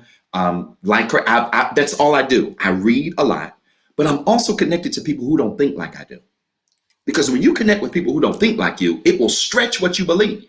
Now, there's some danger there because when you connect with people who don't believe like you, it's either going to stretch what you believe, watch this, or it might change what you believe. So you better make sure you're strong in what you believe. Right? So I got friends on all kind on the spectrum, and I'm proud of that. Now, some of y'all apostolic, bishop, Pentecost, come out from among them. Be separate. Don't use the verse out of context. This is the same Jesus that went to drunks and compelled drunks to come to him. How you gonna do it? From your house? See, so you can't be afraid to step out of the zone of what you believe. That's number one. All right. At minimum, it will teach you more. You will learn more. You will gain more knowledge and understanding as a believer. That's number one. Number two, I would say to you to continue to have real conversations with people. I think the worst thing you can do is dog somebody out because they don't believe the way you do, or dog somebody out because they just don't get the God Jesus thing. No, you have to continue to talk to them, and talk to them in a way in English. Don't speak in tongues. Don't throw oil at them. Don't condemn them to hell. But you need to be able to talk to them in a way that they understand it, right? There are even different versions of the Bible that people can buy that are a little bit easier to read. One of the things I tell people at Rehab is, if you're a beginner in getting to understand God, and you're a beginner, you just got saved, and you're a beginner, you've never read the Bible before, you don't understand the Bible, it doesn't make sense to you, don't go grab the King James Version, because thou and art ain't gonna help you. It ain't gonna make sense to you. Okay, so don't go grab the King James Version. Get you a version that makes sense to you and go study that version, right? And there's a really good version that I like called the New Living Translation. I think it is one of the best versions for people who don't really understand the Bible, because the New Living Translation, the New American Standard Version, those two versions take the Bible and put it in plain English. So you get it, right? So it translates those words that you may not understand so that you understand them in English so that you can understand it. And you can then begin to grow your belief and grow your faith more. Does that make sense to y'all? All right. So that's a second piece of advice I would give you. Continue to talk to them, but talk to them in English. Get a better translation of the Bible that you can explain to them. And thirdly, most importantly, don't beat them over the head with it. All right. Continue to pray for them. Continue to be friends with them. You still continue to grow in your faith, but don't beat them over the head with this stuff, because when you beat folks over the head with this stuff, that ain't gonna make them get to know God. There's people right now that don't go to church nowhere. You know why? Because they got beat over the head with the gospel for all of their life. And they said to themselves that the minute they could stop going to church, they're gonna stop coming. And let me tell you something. God doesn't honor a forced relationship. He honors a relationship that you willingly give. Which is why when you're young and you have to go to church, that's good. I suggest to all of you parents, make your kids go to church. I'm not saying don't make your kids go to church. If your kids are under 18 and they in your house and you go to church, make your kids go to church. I know. This the new generation. Pastor, I need to give them choices, Pastor. They need to be free to choose. Not if they under 18. Y'all don't like this. Not if they under 18. They don't need to be free to choose. They need to go to church when you go to church. Now I know y'all don't like that. And it sounds like I'm beating them over the head. No, I'm not. They need to come to church. But here's what you need to do with that. Don't just make them come to church and not talk to them about what's happening at church. Because see, this is what y'all do. You make your kids come to church. And then when you make them get there, you make them sit through church and sit through all of this preaching they don't understand. And then when they got questions, you don't want to answer them. And see, that's what builds resentment in them. When they can't talk to you about what the preacher said, or they can't talk to you about something that happened crazy in the church that they didn't understand, somebody shouting, they don't understand shout, so they can't talk to you about it, then this builds resentment in them. They then grow to not understand it, and they say, the minute I hit 18 and go to college, I'm done with church, period. Yeah, bring them to church. Make them come to church if they in your house. But also be willing to have conversation. Giselle and I, they were laughing at me. They were laughing at me because I took a break from my work and I was in the kitchen shouting to a dance track. And they were laughing at me. And when I finished and they joined me, we were all in the kitchen in our socks acting crazy. And when I sat down, about out of breath, I'm sitting there. Giselle says, Dad, I don't understand, why people, when they shout, they be, making this funny sound when they they be saying these, funny words when she was talking about speaking in tongues. She didn't know what speaking tongues was. So I had a conversation with her about speaking in tongues and how that happens. She ain't but 8 years old. Listen to me. I didn't say, oh, go on in there, girl. That's what happens when God is in your life. When God is in you, you gonna speak with a different. She don't understand. And when you beat them over the head with that, then they grow up not wanting it because you weren't patient enough to have a conversation. And yeah, if you've been around Giselle and folk, they're gonna ask you a million questions. They ain't gonna stop with one. They literally asked me 15, 16 questions on one topic. So you can't get frustrated with that. You have to have the patience to answer the questions so that we don't build resentment in our children to grow up resenting church and resenting what they've seen in church because we didn't spend the time to explain it. See, we're older now. Many of us come from a generation where we were just taught obedience, and I ain't got time to deal with this, but we were taught obedience and we obeyed without question. This generation got questions. You can't stand up if you're a pastor or preacher, bishop, archbishop, whatever you are with your type, archpope. You can't stand up in the church and just tell folk, do this, and the reason you do it is because the Bible says so. This generation want an explanation. In other words, they want you to make it make sense. And preachers and pastors that are effective in this season are going to be preachers who understand the power of God, but can also make it make sense. Rehab ain't the biggest church, but let me tell you what one of my gifts is. I can make anything make sense. So our job is to make it make sense. So don't give up on the friendship. Don't give up on the connection that you have. Awesome question there, but continue to grow in that relationship. Continue to introduce God to them in a way they can digest and continue to pray for them. And I'm here to tell you, if you pray for them and you really desire for them to have him, to understand him, they will. All right, good. I see some more questions coming. Oh, this is a heavy question, y'all. Hey, y'all, we are way over time. Will y'all give me 20 more minutes? Can we be finished by 11 today? Is that okay? If that's okay, fill it up with hearts. Let's be done by 11 today. This is a heavy question. We got to pray. We got to do a few things. All right. Look at this. As a believer in God, can you please give me your take from a spiritual perspective on the coronavirus? Do you think this is God's way of showing us that he is displeased with our lives and the way we are living? I do believe if the saints of old were still here, they would have prayed this virus away. What are we missing? Wow, that's a powerful question. So do I believe, what is my spiritual take on the coronavirus? And is this a sign that God's displeased with us? Honestly, I don't know. I know what 2 Chronicles tells us. 2 Chronicles does tell us that if my people, which are called by my name, will humble themselves and pray, seek my face, turn from their wicked ways, I'll hear from heaven, heal their sins, heal the land. Forgive their sins, heal the land. So I do believe in the power of prayer. I do believe that. I would also, to this question, add to that I do believe today's believer is not as strong in the faith as believers of old. I believe that. I believe this generation of believers is not as strong as our grandmothers, grandfathers, great-grandmothers, great-grandfathers, great-great-great-grandmothers, and great-great-great-grandfathers. Not at all. Because listen, them folk didn't have PhDs. Them folk didn't have the internet.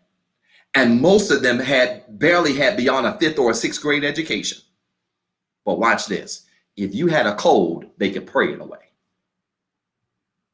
If you had the flu, now they might wrap you up in some garlic. You might be walking around with garlic in your socks. You might be walking around smelling like garlic and onions all day because they had some home remedies too because they couldn't afford the doctors. They couldn't afford medicine. But let me tell you something. They had some home remedies, but this is something else they had. Them folk could pray. They could get a prayer through. They had faith that this generation ain't got. You know what we do? We get sick. We don't pray. We go to Google and we type in, what does it mean when your throat is sore? Yeah. What does it mean when you have a headache on the left side? Them older saints didn't have that. All they had, honestly, was their faith in God.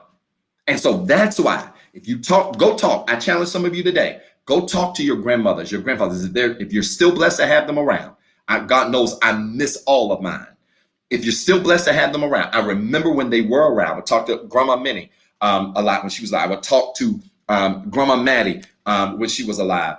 Have her chair over in the corner. She would pull me to the side. Come here, boy. And we would sit down and talk for a little bit. Sometimes she'd be chastising me. But other times we'd just be talking. Well, let me tell you something. The story she would tell about the faith of the older saints. They didn't have PhDs. They didn't have all of those degrees. All they knew how to do was get a prayer through. And I do believe to this question, I can't say God sent the coronavirus to curse America or to curse this world. I can't say. There are a lot of other preachers and prophets that'll say that. Go ahead and knock yourself out.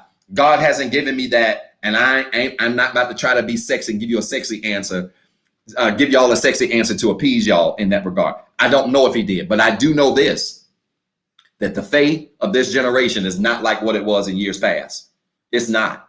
And a lot of the stuff that we deal with today, from coronavirus to gun violence to all kinds of things that we deal with in our world, a lot of this stuff could be avoided if we prayed more. See, because remember, these folks, our grandparents and even our parents, they grew up in a time, watch, where prayer was in school.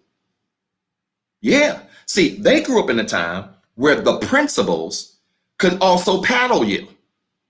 It was a different time. They grew up in time where you could pray in the classroom. See, when you take prayer out of schools, what happened to schools? East Side High. You have to hire principals that's like Joe Clark to jack these kids up. Because prayer is out of school. So much is different now. But I'm here to tell you, the faith of that generation, generations past, is not like the faith of today. And thus, we don't see the same level of miracles. We don't see the same level of breakthroughs. We don't see people in church services get out of wheelchairs and walk away and start walking and never use the wheelchair again. We don't see that no more. You know why? Because the people in the pews are too busy on Facebook. You in a hot service, somebody trying to get delivered, and you on Facebook on your phone. You snapping somebody. Y'all don't like this. And see, they didn't have that in that generation. There were less distractions. There was more focus on God. So sometimes I want to challenge all of you. Sometimes you need to pull away from the distractions so that you can recenter your focus so you can hear God clearly. So God can then produce miracles and results in your life. It ain't that you can't attract things in your life. You can attract things in your life, but it's hard to attract things in your life when your focus is all over the place. And I think that's the difference between that generation and now, right? Without a doubt. Are y'all with me? But that's Pastor. And I see you, Brother Marco, and I appreciate that. Pastor has never been the one to get up in the pulpit and act like he knows everything. I don't. And if God didn't say it, I'm not going to say it. I don't know if the virus is from him or not. I have no idea. But I do know this. We could stop the virus if we prayed more. This thing would come to a halt a whole lot sooner if we prayed more and talked less and did everything else less. All of these other challenges that we have as a nation would not be as severe if we did less talking and less posting and less all of the foolishness, and we got more focused. I believe that with all my heart. I hope I answered the question there. All right. Oh gosh, I got 3 more questions, y'all. I'm trying. I gotta cut back my time on answering these questions. Woo! God, this is so powerful, man. Look, would y'all be mad if I did a part 2 Tuesday? Because we're way over time. Would y'all be mad if I did a part 2 on Tuesday? I need a poll. I need a poll. Would you be mad if I did a part 2 of Ask Me Anything on Tuesday? Now, this is going to be hurtful because I'm really supposed to go into this relationship series on Tuesday, and I had a doozy for Tuesday. But I've got questions coming in, and these are questions. This is a powerful question right here, and I ain't got 10 minutes to answer it. Is a part 2 for Tuesday okay? Is that all right? Can I do a part 2? I told y'all would like Ask Me Anything. Can I do a part 2 Tuesday? I've got to stop here.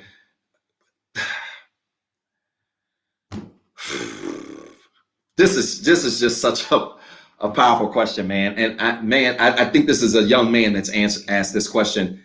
And I got to start here. Gosh, All right, so Tuesday, we'll do part 2 Tuesday. Is that okay? I'm way over time, y'all. We'll mess around and be here till 12 o'clock. And I can't do that. Tuesday, I will do part 2 Tuesday. All right. And that's going to give some of y'all, now that you see I'll answer your questions, maybe that'll give some of y'all the guts to write your question. All right. So I want to see let's do part 2 Tuesday. I'm going to, let me save this as, let me mark this as unread. Let me mark this as unread so we can shut down. I'll start there. I'll start there on Tuesday. All right. Go ahead with the question. Some of y'all saying go ahead with the question. Let me do this last question. I'm going to do this last question because I read it. Is that okay? And I'm going to try to answer it really quickly. And if I can't get through it all, I will start here. This question is powerful. Good morning. How do I get my ego in check? The first step to restoring my marriage. How can I forgive myself and others? Man, this is a loaded. This is one of the most candid questions I've seen in a long time, because this person started off the questions with, how can I get my ego in check? Let me tell you something. That's the answer to your questions. 95% of the problems we see in relationships start with ego. Pride. Pride and ego will ruin your entire life. Some of you have lost the best things that have ever happened to you because you're too prideful to admit where you were wrong. Some of you have have lost some of the best things that have happened to you because you got too much ego to admit where you went left. Oh boy. Yeah, that's how we restore. Listen, when you check your pride and your ego, you begin to take ownership over your entire life. You begin to take ownership over everything concerning your life. Listen, some of us don't want to do it because we feel like punks when we do it. Oh, I can't say I'm sorry because people run over me. I can't admit where I was wrong because people take me. They think I'm weak. They think I'm a sucker. Let me tell you something. Can I help y'all? Ain't nothing more attractive than a person who will say, I'm sorry. You're welcome. Guys, here's some free game for you. Free game alert. I'm about to give you guys, because this came from a man. I'm going to give you guys some free game. You ready? Pastor is about to give you guys some free game. You ready? Guys, here's some free game. If you want a woman to be head over heels for you, learn how to say, I'm sorry. You're welcome. Oh, come on. Talk back to me. Free. A man that is willing to admit where he was wrong is an irresistible man, because he can't cover you until he can at first admit he ain't in the right place. Good God from Zion. A man that can say, I'm sorry, ladies, y'all better jump all over him. I know. Yeah, I know. Y'all, Pastor, I want a thug. They don't have a pot. That's your problem. And all you get is thug results. You get a little bit of excitement. You get drug around the floor a few times, and that's great. But when all of that wears off and he offends you, you up in the corner somewhere crying, looking crazy because he ain't sensitive enough. And he's got too much pride to be able to say, listen, baby, I'm sorry. I messed up. That was my fault. Y'all don't like this here. See, you want a thug. Pastor, I want thug passion. You get it. But let me tell you something. A man that can say I'm sorry can also give you thug passion too. I'm putting y'all on free game. You're welcome. You're welcome. If you need my Cash App, hit me up. Because some of y'all owe me a meal for this word right here. So the number one way to check your ego, to check your pride, is just to learn how to say I'm sorry. Saying I'm sorry may not immediately, drug around the floor. It is okay to be drug around the floor. And I'm not talking about in a fight. That's a different conversation. Y'all ain't ready for this relationship yet. I'm going to talk to y'all like y'all want me to. I'm not talking about in a fight, Elder. Listen to me. Listen to me. Listen. You check your ego by just simply learning how to say, I'm sorry. Learning how to apologize. Learning how to ask for forgiveness. When you do, they may not immediately accept your apology, They may not immediately be okay with you. It may take some time for them to get back to emotion neutral. That's okay. But I'm here to tell you that as you begin to admit the things that you've done wrong, as you begin to admit and work to correct those things, it takes your ego and pride and brings it way down.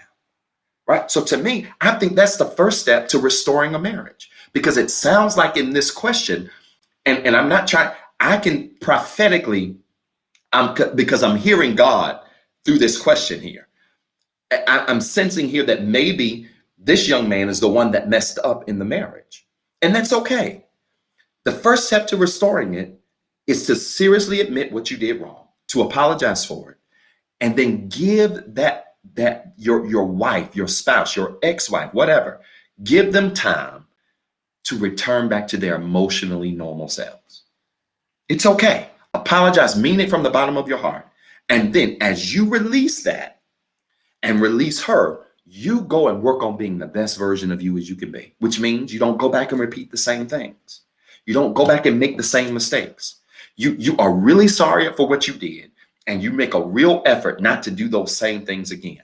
And if you do that, I'm here to tell you, that's the first step to restoration, because she's got to be able to see that your apology is more than just words, that your apology is really coming from a sincere place, right? Your apology is really coming from an authentic place, right? And that takes time.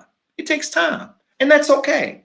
But I'm telling you, you check that, when you check that ego and you check that pride through apologizing a lot and saying I'm sorry and being sincere, let me tell you something. To a woman that's got any good about her, that's a turn on. A woman gets turned on when she hears you say, listen, baby, I'm sorry. I messed up. It was my fault. I was way out of whack. I was way out of place. I was not in order. I was off, and I apologize to you. She got to be stupid not to feel something in that. She got to just be a thug not to feel something in that. So apologize. And then to your last question, how can I forgive myself and others? It's simple. Stop beating yourself up over the past. Stop. Everybody makes mistakes.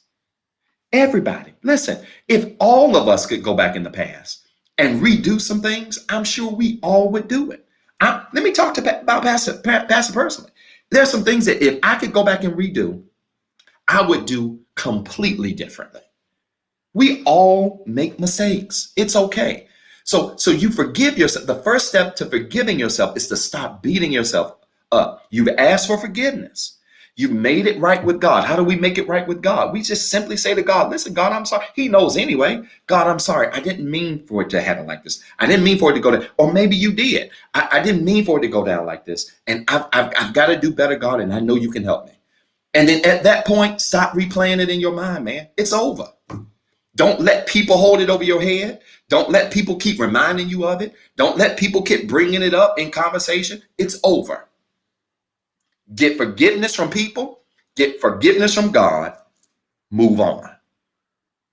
Move on. And when you do that, when you understand that you're forgiven, it makes it easy for you to forgive other people. See, people struggle with forgiving other people because they struggle forgiving themselves. So you will never be able to forgive nobody until you forgive you. See, there's a whole lot of people y'all are saying I'm sorry to who ain't accepting your apology. You know why? They ain't accepting your apology because they ain't accepted their own apology. That's going to go over some of y'all's head. Some people can't forgive you because they ain't forgiven themselves. And so we can't even worry about forgiving other people until we first learn how to forgive ourselves. And when we forgive ourselves, it becomes so much easier to forgive people when they offend you. It becomes so much easier to forgive people when they've wronged you. It becomes so much easier for you to still love people when they have wronged you, because you have first experienced that power of forgiveness yourself. So I want to challenge you to do that. All right. Listen, I got to stop here. This bless anybody today? Oh, we've been on this call for 2 hours. Pastor's about to pass out. This bless anybody today? If it did, fill it up with hearts. We're about to pray. I'm going to give you part 2. Y'all taking up my series time. I'm a little upset. I ain't gonna lie, because I'm really ready to get into this relationship series y'all been begging me to do. But I'm gonna give you part 2 Tuesday, and then we will kick off relationships next Sunday. We're gonna kick off relationship goals. We're gonna start a series next Sunday called Relationship Goals. But did this bless you? Did this bless you? Did this bless anybody today? Listen, I want to pray for you. It's prayer time. Wow. I don't even really know what to say today. I hope this message, I hope Ask Me Anything bless somebody today. Do me a favor. I want you to type in the comments now your prayer request. I want you to know I have upped my wake up time. I get up now at 4:45 every morning. Pastor, you crazy. Yeah. I got so many things I have to do during the day that extra 18 minutes goes a long way for me. So I get up every morning now at 4:45. I get up and the first thing I do after I clear my thoughts and clear my mind is I pray over your prayer request. I pray over the thing concerning you. And so if you've got a prayer request, I want you to type your prayer request in the comments right now. I don't care what it is. I want you to put it in the comments right now. I'm going to go back and check out the replay so that I can see your prayer request. But I want to give you 30 seconds. I need you to do this quickly. We are way over time. I want to pray for you. I want to open up the opportunity for somebody to dedicate their life to Christ. And then I want to give us all a chance to be a blessing. So come on. I want you to type your prayer request in the comments quickly. Come on. If you've got a prayer request, I want you to type it in. They're rolling on Instagram right now. Thank you so kindly. Type your prayer request right now. If you've got a prayer request, I want you to type your prayer request, or you can email your prayer request to info@rehabcc.org. If it is too personal, you can email your prayer request to info@rehabcc.org, and I would be happy to pray over your prayer request and touch and agree with you. Listen, if you have a question that you want answered for Tuesday's Ask Me Anything, don't forget you can email your question in advance and we'll sort those out and make sure that we're prepared Tuesday, or you can wait till Tuesday. Remember, Tuesday is normally shorter. I may go longer on Tuesday because it is a Ask Me Anything Part 2. But if you've got a prayer request, type it in the comments right now. Good. I see them coming in. I'm praying for your mental well-being. Absolutely. Thank you so much for that honest and candid prayer. For those of you that are having mental challenges and you're worried about your mental and emotional health, especially during this COVID season, I'm praying for you. Wow. Praying for those of you that experience loss. Sorry to hear that, Brother Carlos. Wow. Sorry to hear that. I'm praying for all of you. Praying for all of you. Praying for all of you. Come on. You've got 15 seconds. Put your prayer request in the comments now so that I can pray for you, pray for your situation, that God can answer your prayers all week long. All right. Clasp your hands like this as a sign, as a symbol of faith. Wow. We're way over today. Clasp your hands as a symbol of faith. Absolutely. I'm praying for you. I am praying for you. I am praying for you. I'm praying that God answers your prayers in a tremendous way. Clasp your hands like this as a symbol of faith, touching and agreeing with me that God's going to answer your prayer. Are you ready? Come on. Clasp your hands like this as a symbol of faith. Are you ready? Let's do it. Let's pray. Father, in Jesus' name, I thank you for your word. Thank you for this time of gathering you've given us. Thank you, God, for this awesome opportunity. Thank you for how you spoke to our hearts today through the questions on the hearts and the minds of your people. I pray, God, that you were glorified, that something was said, something was done, that has encouraged somebody, that has convicted somebody, that has even challenged somebody to want to live for you, to want to give you their best, to want to give you their all. I pray, God, that this message, that this time together would encourage somebody to make the necessary steps in their life, to take the necessary steps in their lives to be everything that they've been called to be and more. Right now, God, for every prayer request that's come across this line, we speak to it now. That you would answer those prayers, that you would make ways, open doors, meet needs, that you would touch bodies, heal minds, heal families, heal conditions, heal circumstances, touch emotions and feelings, mental challenges, whatever the challenges may be. Somebody right now is dealing with grief and loss. Whatever those challenges and issues are, God, we speak to them right now and we ask that you would answer those prayers in a tremendous way as only you can. Not just those prayers for other people, but God, as our people have sought you for answered prayers for other people, I ask, God, that you would meet their needs, that you would make ways for them, that you would open doors for them, that you would give them the desires of their heart. I thank you for these things. This will be a week that is filled with victory, that is filled with overflow, that is filled with the manifestation of everything that we desire, because we know you're a God that is able to do anything but fail. We count these things done and believe you for them in Jesus' name. Amen. Listen, I want you to type in the comments right now. It is so. You prayed with me. You put it in the comments right now. It is so. It is so. It is so. It is so. It is so. Come on, put it in the comments right now. It is so. It is so. It is so. Come on. Come on. I need to see you. I need to see them flying up the screen. It is so. Pastor, I prayed with you. I touched and agreed, and I believe it's done. It is so. It is so. It is so. It is so. God's answering your prayer. God's making a way. God's opening a door. God's meeting a need. God's making some things happen. All you have to do is position yourself to receive it. And if you position yourself to receive it, I'm here to tell you, God's making it happen right now. It is so. It is so. Listen, while you're typing, if anybody wants to be saved quickly, we want to say the sinner's prayer. We're all sinners saved by grace. Romans 10:9 tells us that if we confess with our mouths, if we believe with our hearts that Jesus Christ is who he is, did what he did for us, we are saved. Salvation is a matter of confession. If you want to be saved today, if you heard, maybe you heard through this teaching, you heard Christ in a way you've never heard him before, and you want to give your life back to Christ. You want to dedicate your life back to him. I want you to stop where you are right now, because I want to touch and agree with you. I want you to pull the car over. I want you to raise up out of the bed. I want you to put the baloney down. And I want you to repeat this prayer of faith with me, because God wants to save you right now. If you're not saved, God wants to save you right now. Pastor, I'm not perfect. I can't be saved. You're the perfect candidate to be saved. If you're not perfect, you are the perfect candidate to be saved right where you are. God wants to save you. He wants to even heal that mentality that you have. And he wants to save you right now. If you want to be saved, I want you to pray this prayer of faith with me. Say it with me. I'm a sinner. I'm not perfect. I've made some mistakes. I have some flaws. I even have some failures. But I do believe that Jesus Christ was born of a virgin, lived on this earth just like I'm living. He suffered, bled, and died on the cross. But 3 days later, rose again for my sins. Because he lives, I can live, and I am saved. Listen, if you prayed that prayer of faith with me, I want to welcome you to the royal family of Jesus Christ. You have made one of the most powerful decisions of your life, and I'm so glad you gave your life back to him. Listen, it's just that simple. You don't need to explain it to nobody. You ain't got to justify it to nobody. Jesus has just saved you. You've just been saved. Now, I need you to find you a church home somewhere. I don't care where you live. Find you a church home. We talked about it earlier. Yeah, you can get hurt in church because a lot of crazy people go to church. So go find you a church filled with a whole bunch of crazy people and take yourself and set yourself in there. Get in that church that's teaching truth, that's loving people, that's doing things for the community. Find that church and be a part of that church home so that you can commit your time, talent, and your treasure to a ministry, and you can continue to grow in the faith and be a blessing to somebody else. Would you do that for me? Maybe you heard this broadcast and you want to be a part of the Rehab Christian Center. I would love to be your pastor.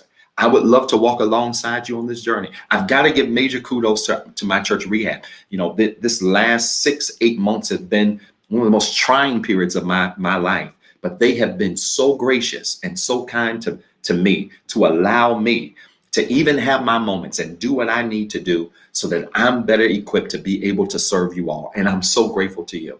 Even every good pastor needs a break sometimes. And so I'm grateful for you. But listen, I would love to be your pastor. I would love to walk alongside you in this journey that is your spiritual life and your spiritual walk and your spiritual growth. If you want to be a part of the Rehab Christian Center, we ain't the largest church, but we are the nicest church on the entire planet. I can promise you that. And I would love to be your pastor in this season. If you're looking for a church home, you should see a moderator that's put it up on the screen. Just simply like their comment, and that moderator will get some information from you.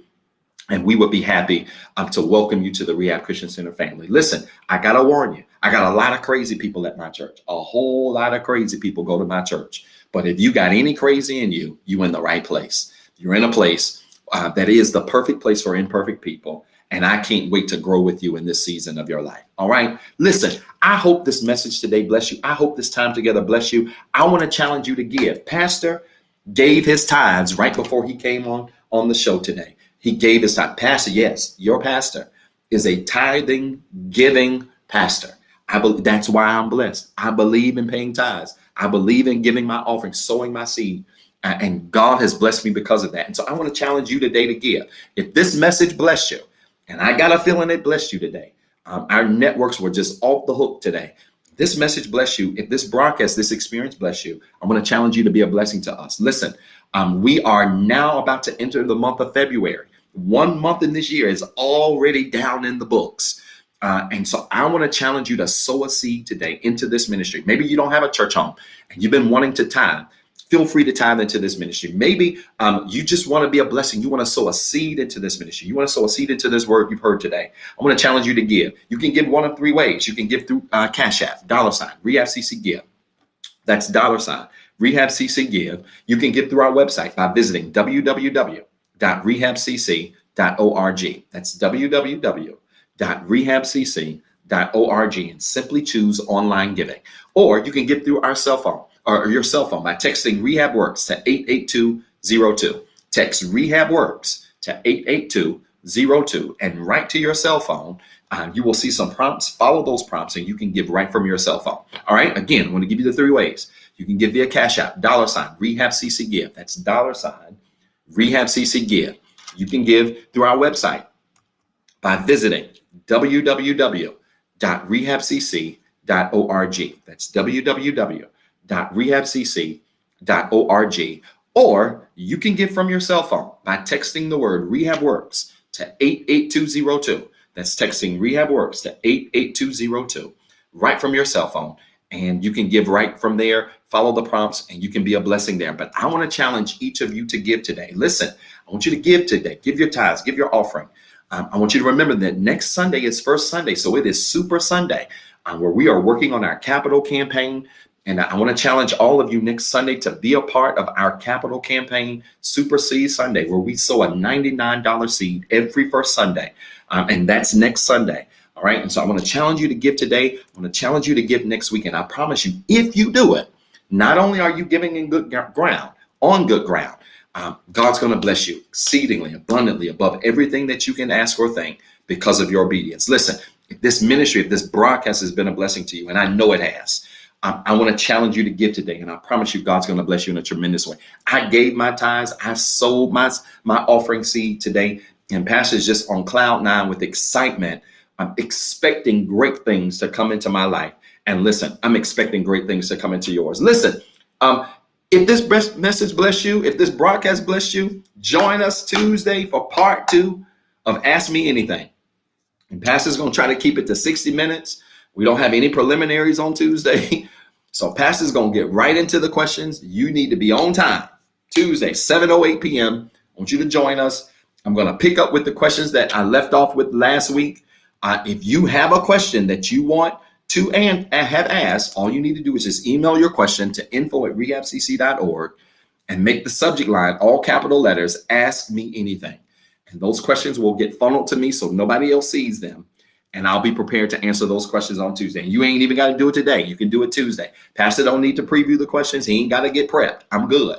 You can send them Tuesday night and I can read them then. But hopefully I will get a few more questions on Tuesday.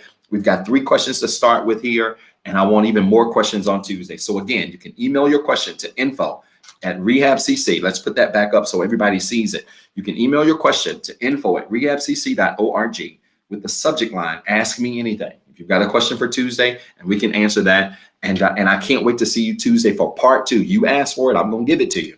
Part 2 of Ask Me Anything. Listen, do me a favor. Share this video. I want you to share this video today. Tag 5 people, tag 10 people. Share this video and tell them to go back and just listen to the answers to these questions.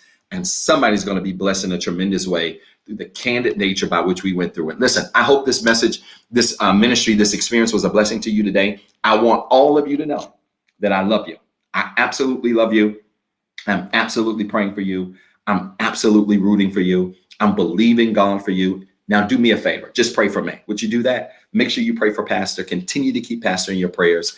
And together we're going to make this thing happen. All right. I love each and every one of you. I'm praying for you. I'm rooting for you. And I want you to have a fantastic week. Peace and blessings.